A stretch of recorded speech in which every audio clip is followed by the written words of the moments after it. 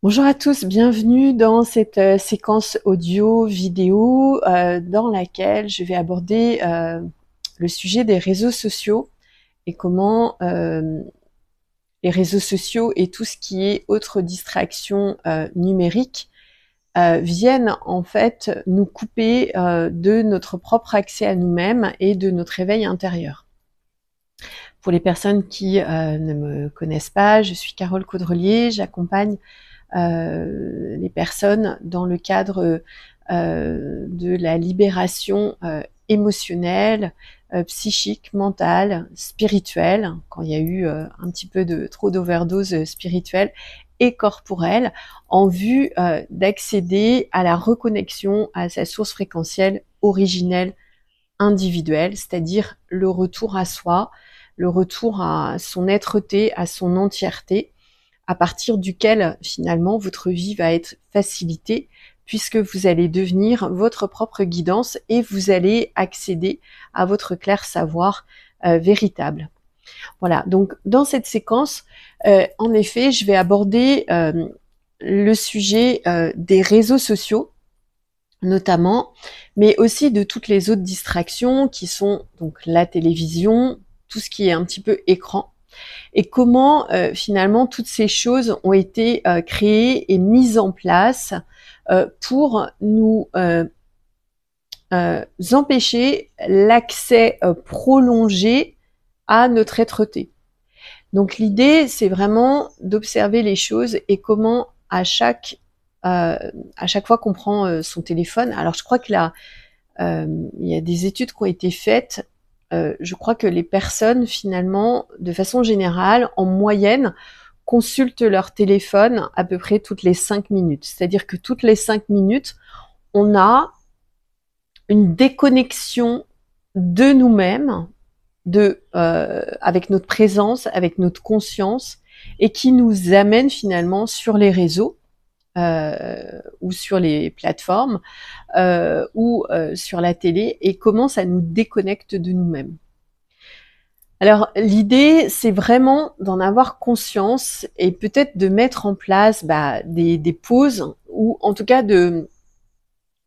couper son téléphone. Ça paraît peut-être une évidence, mais quand vous êtes quand vous avez besoin finalement de vous intérioriser, de travailler sur vous, d'observer, de percevoir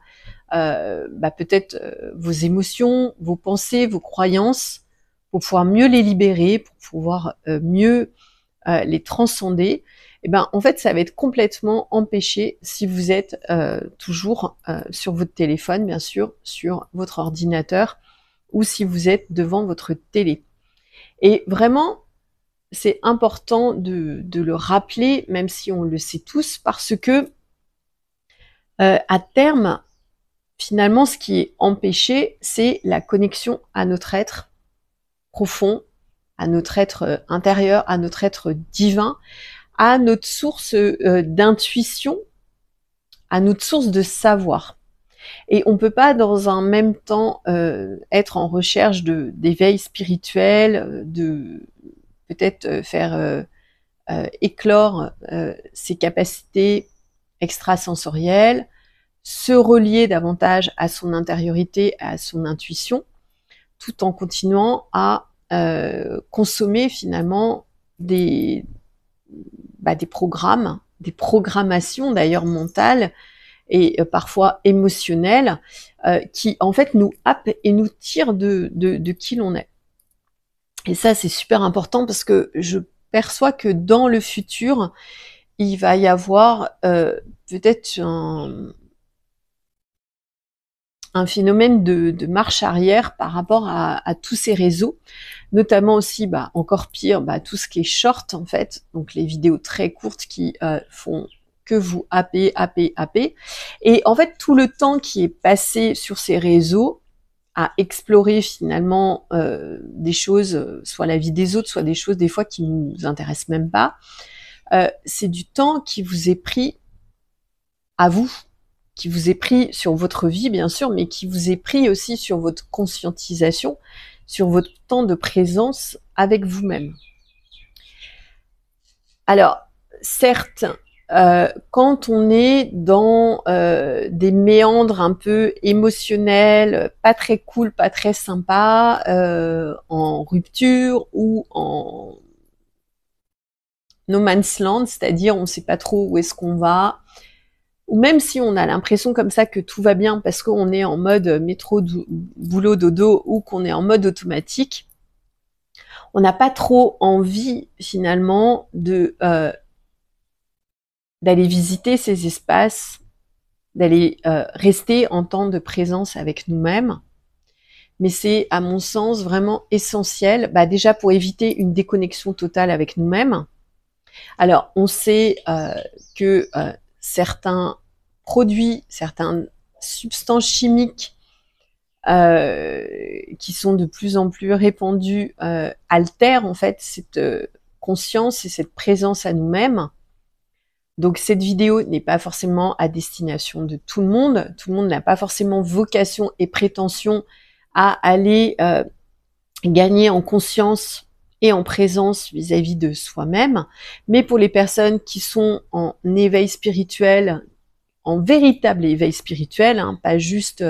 je mets des bougies, je mets de l'encens, je fais mes exercices de respiration et ma séance de yoga, mais pour ceux qui sont vraiment en introspection d'eux-mêmes, avec la face un petit peu plus sombre de faire le travail, qui est pas forcément très sympa des fois à faire, c'est pas forcément le plus le plus glamour, pour ces personnes qui sont vraiment en quête de se reconnecter à eux-mêmes, à leur source originelle, de se reconnecter à qui elles sont, à leur part sombre, à toutes les parts d'elles-mêmes, en fait, ça va passer par ce travail-là. Et c'est encore plus compliqué de le faire lorsqu'on a des distractions et des diversions numériques. Donc, l'idée, c'est vraiment d'avoir conscience de ce phénomène et la première chose, ça va déjà d'en avoir conscience, parce que si vous en avez conscience de vous-même, vous allez vous dire à chaque fois que je suis sur un écran, sur mon téléphone, sur mon ordi, sur ma télé, c'est du temps que je ne passe pas à moi-même et c'est du temps que je donne finalement aux autres, et du temps aussi où je me fais programmer à mon insu des croyances, des émotions que je n'ai pas forcément choisies. Donc je vous invite plutôt à venir réinvestir, vous réengager avec vous-même et à choisir au fond de vous-même quelle émotion vous avez envie de nourrir, quelle programmation mentale vous avez envie de créer,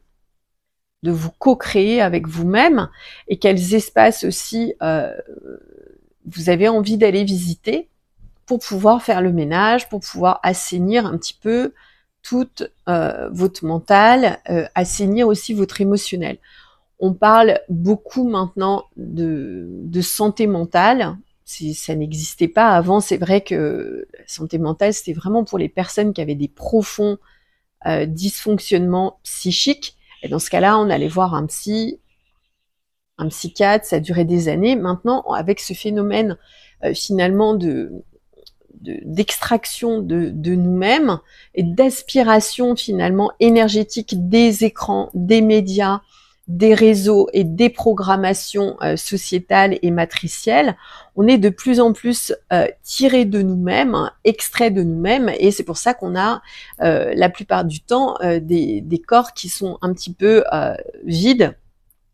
ou des mindsets qui sont un petit peu vides. L'idée, c'est d'aller remettre du temps, de la conscience, de la présence, de l'amour et de l'attention envers nous-mêmes. Voilà. En tout cas, c'était important pour moi de faire ce petit rappel qui, voilà, j'ai l'impression d'enfoncer des portes ouvertes, mais c'est important quand même de le faire tout le temps que vous passez sur votre téléphone, sur les écrans, sur la télé, ou dans d'autres distractions. Lecture, c'est pareil pour les lectures, même s'il y a des lectures inspirantes, à un moment, voilà, c'est bien beau d'aller lire des choses, mais à un moment, il faut revenir à l'intérieur de soi. Tout ce temps qui est passé avec d'autres personnes, avec des divertissements quels qu'ils soient, et du temps que vous ne passez pas avec vous-même. hors du temps que vous ne passez pas avec vous-même. C'est une espèce de porte aussi que vous fermez sur votre intériorité et sur votre éveil intérieur, sur votre propre spiritualité, en connexion avec votre propre être-té. Voilà. Si vous avez envie d'aller plus loin sur ce thème, je propose des accompagnements en ce sens et vous êtes bien sûr libre de pouvoir réserver des sessions à volonté. Voilà, pour ma part, je vais vous inviter à prendre soin de vous en toute conscience, en toute présence et puis je vous retrouve très bientôt. À très vite.